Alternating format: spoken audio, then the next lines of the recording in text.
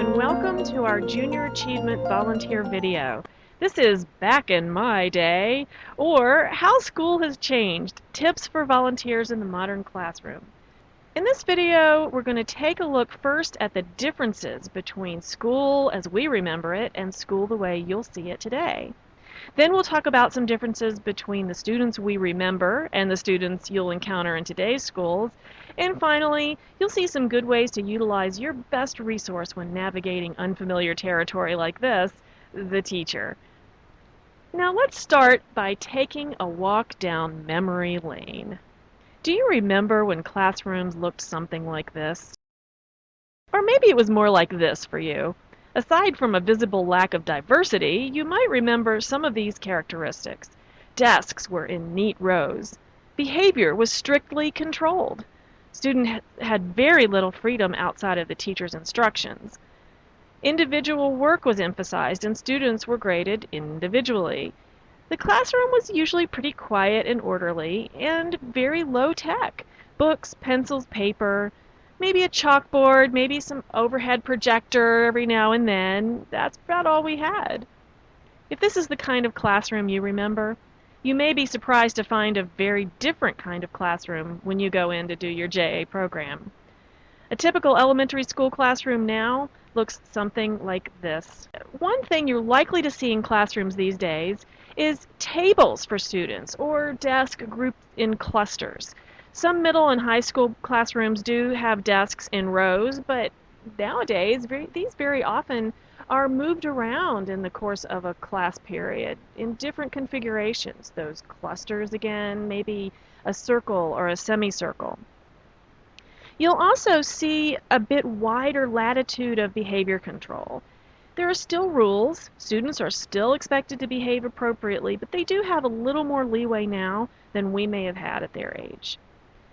There's going to be more group work and collaboration in the classroom. Individual work is still important, but it is much more common to see group projects and activities, and students may be more concerned with what other students are doing than you may remember. The classroom may at times seem to be rather noisy and chaotic, especially when students are doing group activities. Teachers are prepared for this. They have ways to get control and attention back when they need to. And different teachers have different levels of tolerance for noise and chaos, as do volunteers, of course. Work out with the teacher what levels are okay with each of you. Classrooms are much more high-tech these days. In fact, this is worth spending a little more time on. One big difference is that you're not likely to find so many chalkboards in classrooms anymore.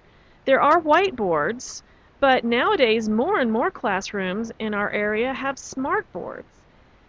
We're hoping to have a chance to provide specific training on smart boards in the future, but for now your best bet is to ask the teacher for help if you want to use a smart board. You can write on it just like you would on a whiteboard, or you can connect it to a computer and show content. Either way, the board has to be set up for however you're going to use it, so check with the teacher on that. And in addition to smart boards, there are lots of other technological advances in modern classrooms. Things like projectors, remote video conferencing, and all kinds of computers, from desktops and laptops to tablet computers, just to name a few. The thing to remember here is that rapid change is the norm.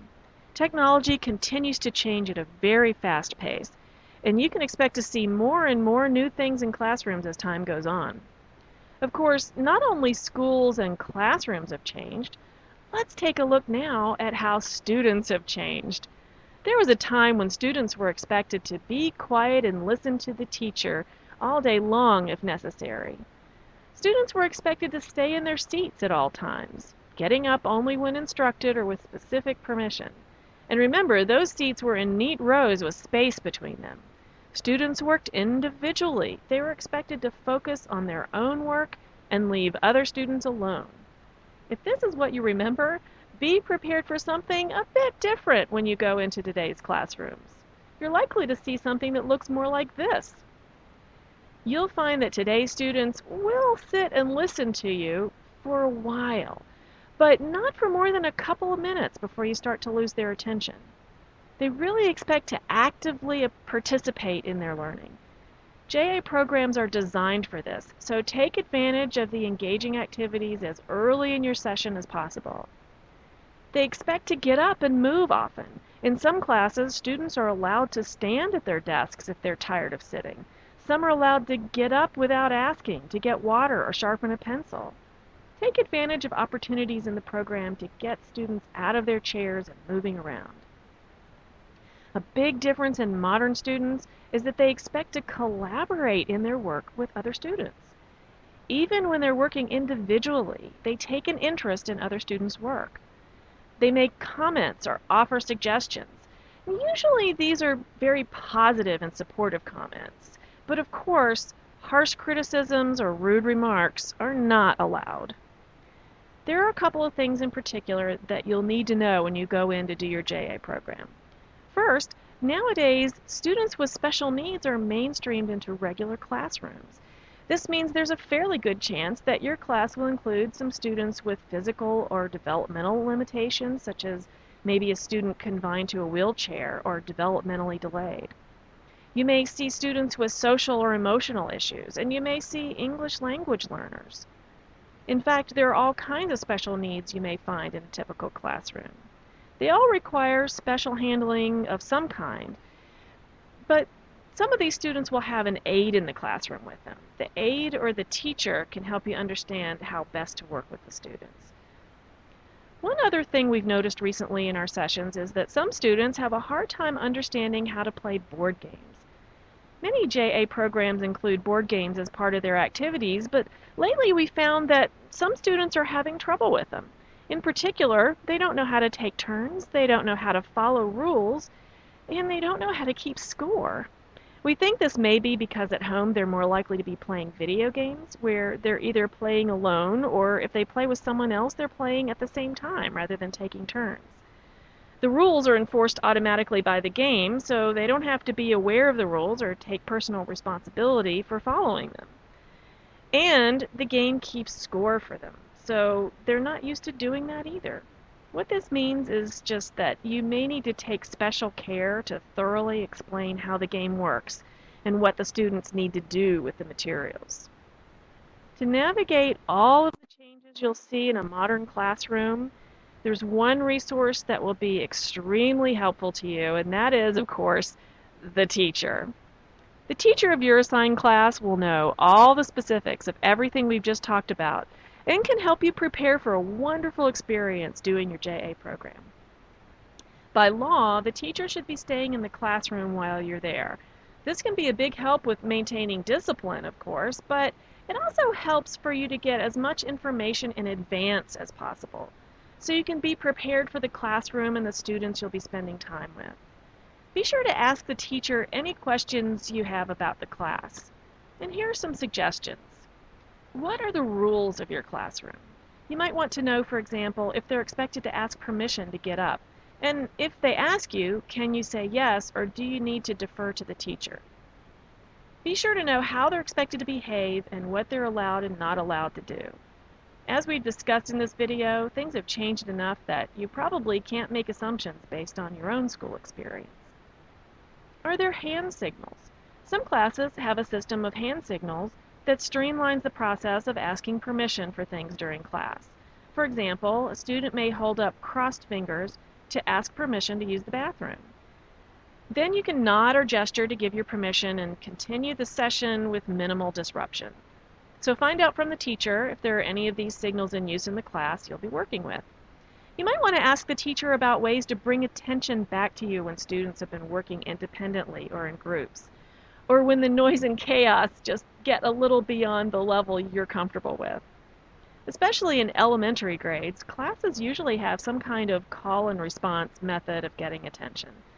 For example, one teacher we know says, "Class, class, class," and the students respond, "Yes, yes, yes." By the time they've completed that little ritual, their attention is back to the teacher for whatever comes next. Be sure to ask whether there's something like this that the teacher uses. Anything the students are used to should work for you, too. You should certainly ask about students with special needs and how you can work with them most effectively. Don't be concerned, though, if you have trouble interacting with special needs students. The teacher and aides can help them along in the program if necessary.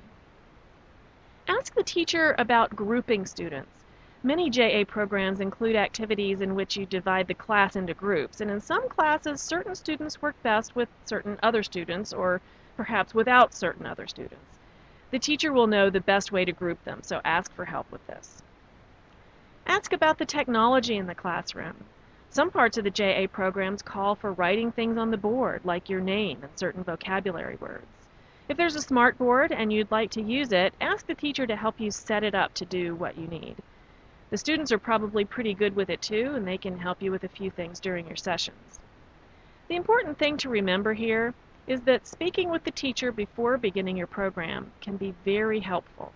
Because classrooms and students are so different from how they were when we were in school, you can really benefit from the teacher's knowledge about the class you're about to visit. Here's a quick recap of what we've talked about in this video. First, we looked at the differences between school and classrooms as we might remember them and as they typically are in our area now. In particular, you'll see a higher level of technology in today's classrooms. Then we talked about the differences between students as we remember them and students now.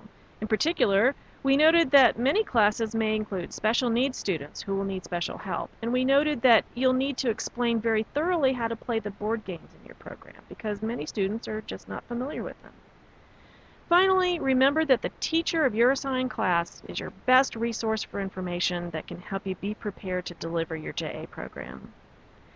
At Junior Achievement, we depend on hundreds of volunteers every year. We really appreciate your efforts and look forward to working with you. You can download a reminder sheet that outlines the information in this video by clicking this link down here. And as always, please contact us with any questions you may have. Thanks, and have a great JA program.